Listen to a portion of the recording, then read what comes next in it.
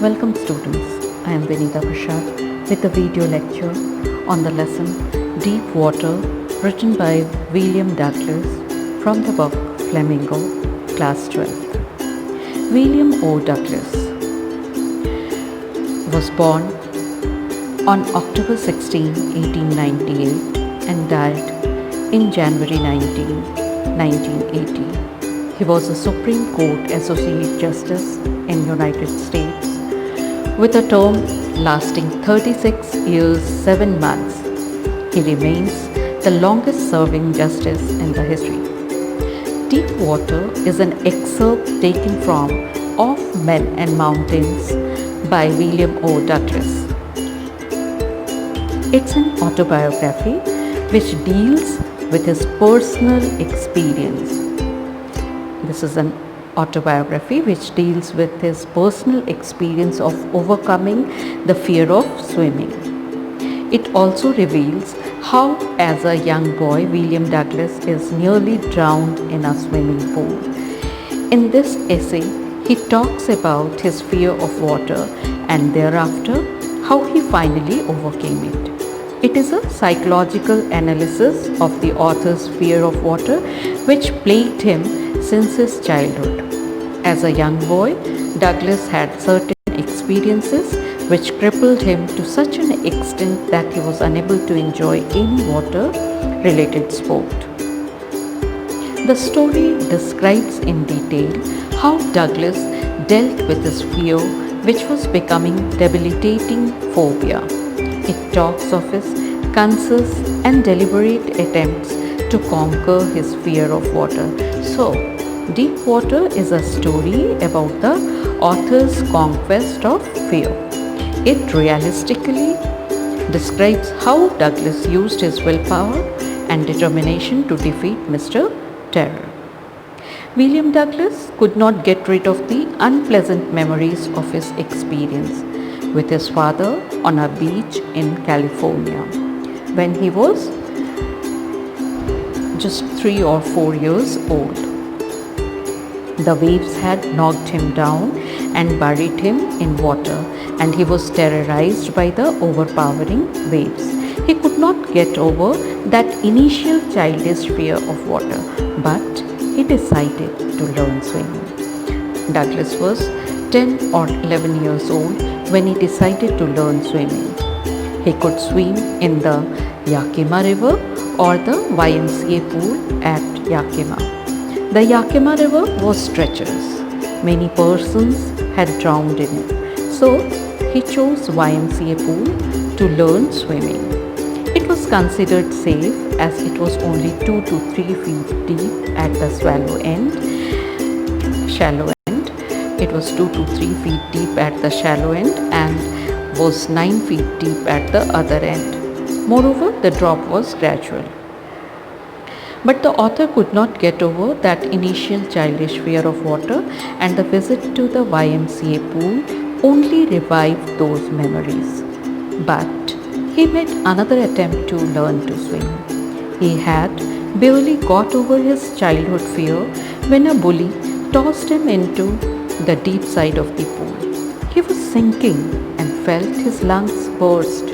He tried to spring up and came up slowly. He tried to scream but felt suffocated. Fear paralyzed him and he was stiff and rigid, yet he reasoned out a strategy. He thought he would try to bounce back once he touched the bottom of the pool and come up like a cork to the surface, and then he would lie flat on the water, strike out with his arms, thrash with his legs, then he would get to the edge of the pool and be safe. He tried, but it did not work. He was in panic and his legs felt heavy, pulling him down. Ultimately, Douglas gave up and resigned to fate. He ended all struggle and abandoned all fear. His fear of water ruined his fishing trips. It deprived him of the joy of canoeing, boating and swimming. Douglas used every way he knew to overcome this fear he had developed since childhood. Even as an adult, it held him firmly in its grip. He determined to get an instructor and learn swimming to get over his fear of water. The instructor built a swimmer out of Douglas piece by piece. For 3 months, he held him high on a rope attached to his belt. He went back and forth across the pool. Panic seized the author every time. The instructor taught Douglas to put his face under water and exhale, to raise his nose and inhale. Then Douglas had to kick with his legs for many weeks till these relaxed. After 7 months, the instructor told him to swim the length of the pool. Douglas still felt terror-stricken when he was alone in the pool. The remnants of the old terror would return, but he would rebuke it and go further another length of pool. He was still not satisfied, so he went to Lake Wentworth in New Hampshire, dived off a dock at Triggs Island, went to Medi Glacier, dived into Warm Lake, and swam across to the other shore and back. Thus, he made sure that he had conquered the old terror. So, the story Deep Water is mainly about how William Douglas overcame his fear of the water and learned to swim. He uses his autobiographical part to discuss fear, the terror it creates, and conquest of fear.